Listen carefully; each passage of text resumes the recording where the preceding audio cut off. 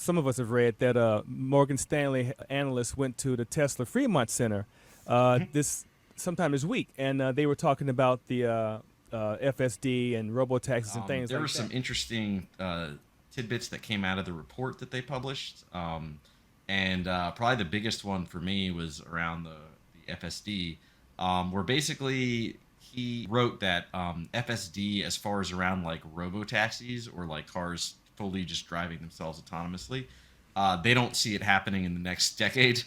They said it's at least a decade away, if not more.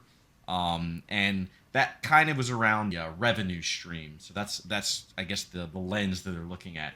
The actual quote I can read here is it's we note that while our Tesla target includes ARPU, which is average revenue per unit for the network services business, and reoccurring revenue from the Tesla Mobility, which is the human attended rideshare, that we do not ascribe any specific value on full autonomy, as we do not believe the technology will be ready to deploy at scale for many years, such as a decade or more.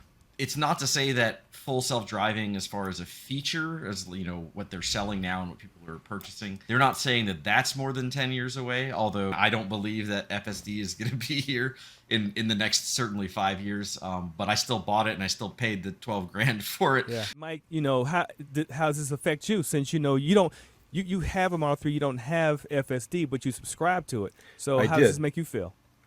I subscribe. I don't mind subscribing. I prefer it actually. I I know for myself, I don't view it as full self driving. I view it more as a very advanced driver assist, and that maybe that's just me because I'm kind of skeptical that full self driving will actually be a thing where I'm watching the computer drive the car and I kind of correct it when it's going because the way I want to drive and the way I see things and the way I try to drive safely isn't what the car does. And so there's a little bit of a disconnect there. And I'm not sure if they'll ever quite get that ironed out enough for me. Other people have a different opinion. But, I tend to want to stop my car further back behind cars than what FSD wants to do. I'll go around a turn a certain way. I'll cut the corner. FSD wants to make this 90-degree turn. I know back east and in some areas out here in the West Coast, the road surfaces get really beat up because of the big trucks driving on them. For sure. And center of the road is really not where you want to be. The road's too rough. You want to be off center, but FSD doesn't see that. Right. It doesn't understand the road's rough. It wants to be in the center because that's what the computer says. It's those little adjustments that, a decade off.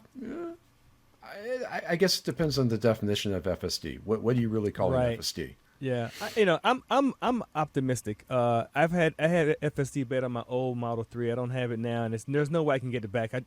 I tried one day last week to opt into the beta, and I tried to Oh, drive, and with a performance Model 3, there's yeah. no way I can do My that. safety scores aren't going to do it for the Yeah, beta. and You're asking the machine to drive like a human, and we're complicated. right. I Even think if you had a good score, you wouldn't get it right now. They've yeah, been, there's trackers and things that look at like as people get added.